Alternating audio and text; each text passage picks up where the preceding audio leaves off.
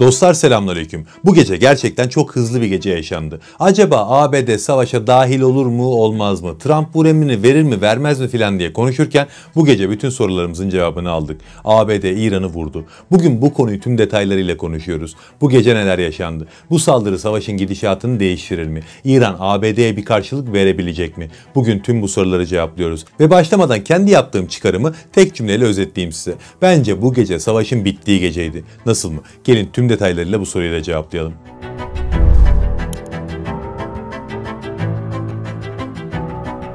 İsrail'in İran'a yönelik 13 Haziran'da başlattığı saldırılardan sonra aslında herkesin gözü ABD'deydi. Çünkü saldırıların başından beri İsrail yönetimi sürekli ABD'ye göz kırpıyordu. Netanyahu Trump'ın yanında yer almasını istiyordu. O istiyorsa zaten Trump bir şekilde onun yanında yer alacak. Bu beklenmedik bir şey değil. Çünkü ABD yönetimleri Yahudi lobilerinin kontrolü altındadır. Ama Trump ilk etapta bayağı zaman kazanmaya çalıştı. ABD'yi bir savaşın içine sokarsa başına nelerin gelebileceğini biliyordu. ABD'de ikinci Bush olarak görünmek istemiyordu. Ama en nihayetinde İsrail'in istediği noktaya geldi. Ve bu gece 3.40'da İran'ın 3 nükleer tesisine hava saldırısı düzenlediler. Bundan sonra olanları özetleriz ama öncelikle iki önemli konuya değinelim. 1. Bu nükleer tesisler hangileriydi ve ne iş yapıyorlardı? 2. ABD buraları neyle vurdu? ABD İran'da Natanz, Fordo ve İsfahan tesislerini vurdu. Natanz İran'ın en büyük uranyum zenginleştirme tesisi. Tahran'ın yaklaşık 250 kilometre güneyinde yer alıyor. Bu tesiste İran uranyumu %5 saflığa kadar zenginleştirebiliyor.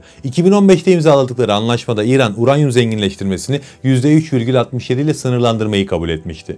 Natanz'ın içindeki ana yakıt zenginleştirme tesisi hava saldırılarına dayanacak şekilde yer altında inşa edilmiş bir tesis. ABD'nin vurduğu diğer tesis de aynı aslında, yani Fordo. Bu tesiste Tahran'ın 160 kilometre güneyinde, Kum yakınlarında yer alıyor. En yüksek düzeyde korunan uranyum zenginleştirme merkezi burası. Bu tesis bir dağın derinliklerinde inşa edildi. İnşaatı gizli yürütülüyordu. 2009 yılında ortaya çıktı. İran burayı bir araştırma tesisine dönüştürme taahhütünde bulunmuştu. Ama tabii ki burada uranyum zenginleştirme faaliyetleri yapıyordu. Sonradan bunu kendi de açıkladı. Vurulan 3. tesis ise İsfahan tesisiydi. Burası İran'ın Natanz ve Fordo'da uranyum zenginleştirme için kullandığı uranyum heksaflorür gazının ürettiği yer. Burası ayrıca nükleer santraller için nükleer yakıt da sağlıyor. İşte ABD bu 3 önemli tesisi vurdu. Ve burayı vururken de tarihte ilk defa kullanılan bir bomba, yani MOB bombasını kullandı. MOB bir sığınak delici bomba ama dünyanın en büyüğü, yani daha doğrusu dünyanın nükleer olmayan en büyüğü diyelim. Büyük derken çok ciddi bir büyüklükten bahsediyorum bu arada. 13 ton 600 kilogram ağırlığı var. ABD ve İsrail yıllardır Fordo tesisini vurup vuramayacağını tartışıp duruyordu. Çünkü bu tesis kayalıklarla kaplı bir dağın altında. Hatta İsrail bu tesisin imhasında taktik nükleer füze kullanmayı bile teklif etmişti. Ama ABD yöntem olarak MOB bombasını tercih etti.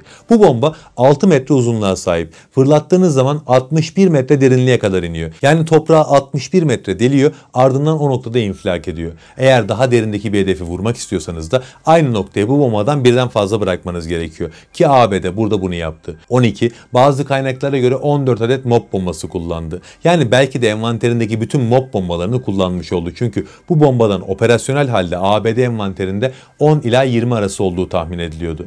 Bunun yanında ABD donanması Natanz ve İsfahan'daki tesislere 30 adet Tomahawk seyir füzesi de fırlattı. Yani ABD savaşa ciddi bir giriş yaptı. Peki ABD şu an savaşa girdi mi derseniz hayır. ABD sadece İran'ın nükleer kapasitesini zayıflatacak şekilde saldırılarını yaptı ve geri çekildi. Devam etmeyecektir muhtemelen. Peki sonrasında ne oldu? İran nükleer tesislerin zarar gördüğünü ama etrafında herhangi bir nükleer sızıntı olmadığını açıkladı. Çünkü zaten saldırı öncesi 3 nükleer tesisteki bütün materyalleri tahliye etmiştik dediler. Bunca yaygaradan sonra hala tahliye etmemiş olsalardı tuhaf olurdu aslında. Zaten günlerdir bu saldırı gümbür gümbür geliyordu. Birleşmiş Milletler saldırıya karşı çıktı. Avrupa Birliği ve İngiltere saldırıya destek verdi. Peki bunun karşılığında İran ne yaptı? İran da İsrail'e bir saldırı başlattı. Sabah 30 balistik füzeyle İsrail'in şehirlerini vurdular. Etkili de vurdular. Şehirlerde bayağı hasar oluştu. Sadece şehirleri de değil, aynı zamanda İsrail'in askeri üslerini ve havaalanlarında vurduklarını açıkladılar. Sonra da İsrail hava saldırılarına başladı. Özellikle Tebriz'de çok ciddi saldırılar yaptılar. Yani ABD'nin saldırıları sonrası olay ilk günkü haline geri döndü.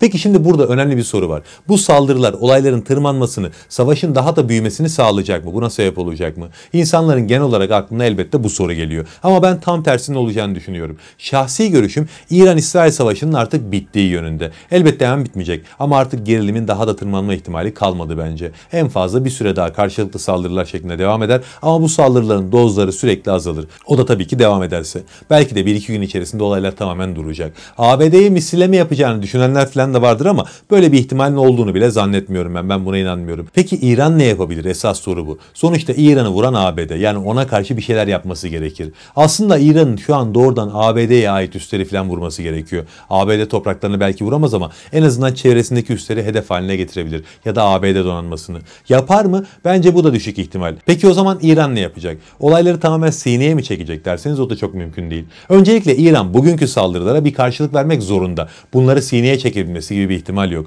Eğer öyle bir şey yaparsa karizmasını fena çizdirir. Çünkü İran'a inananlar gerçekten İran'ın ABD ile falan savaş istediğine inanıyor. İran'da hem kendi halkı hem de vekil güçleri üzerinde etkinliğini korumak istiyorsa bu saldırıları karşılıksız bırakmamalı. Ama doğrudan ABD'ye saldıramaz. Eğer olur da saldırıyı yapan ABD donanmasını falan vuracak cesareti gösterirlerse helal olsun derim. Ama ben öyle bir şey olacağını zannetmiyorum. İran'ın bence yapabileceği sadece iki şey var. Birincisi İsrail'i vurmaya devam etmek. Tabii bunu yaparken bugünkünden çok daha sert şekilde bir kereliğine vuracak. Bu saldırı çok sayıda balistik füzeyle yapılan bir saldırı olabilir. Gerçekten etki göstermesi için bu füzelerin birçoğu hipersonik füzeler de olabilir.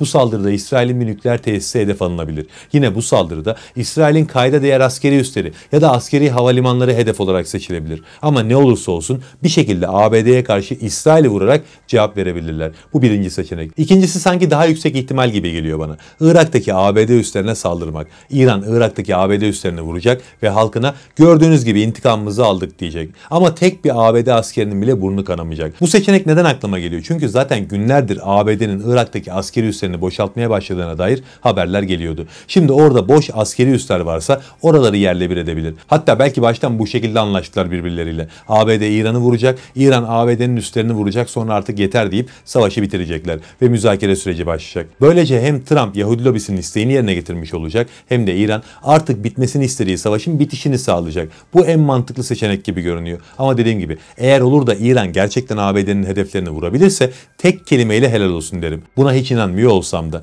Dediğim gibi İran akılsız bir devlet değil. Savaşın devam etmesini istemiyordur şu an. Çünkü İran için zor bir savaş bu. İsrail'le bir kara sınırı yok. Yani karadan bir savaş yürütemeyecekler. Mecbur savaşın havadan yürütülmesi gerekiyor. Burada da şöyle bir handikap var. İsrail'in hava gücü çok yüksek. Batı'nın da ciddi desteğini alıyor. Yani İsrail çok uzun bir süre havadan İran'ı vurmaya devam edebilir. Peki İran? İran için aynı şey söz konusu değil. Maalesef söz konusu değil. Hoşunuza gitse de gitmese de ortada böyle bir gerçek var. Çünkü İran'ın İsrail'e karşı yapabildiği tek şey balistik füze fırlatmak. Bu da nereye kadar gidebilir? Balistik füze envanteri eriyene kadar. İran'ın balistik füze envanterini net olarak bilen yok. Hangi füzeden kaç tane var şimdiye kadar açıklanmadı. Ama tahmini olarak İran'ın 2000 civarı balistik füzesinin olduğu düşünülüyor. 2000 olmasın 3000 olsun. Savaşta İran'ı ne kadar götürebilir bu kadar füze? En fazla 1 ay. Hadi bilemediniz 2 ay. Sonrası yok. İran tamamen çaresiz kalacak ve İsrail istediği gibi vurmaya devam edecek. Hem de karşılık almadan. İran bunu gördüğü için zaten savaşın uzamasını istemez.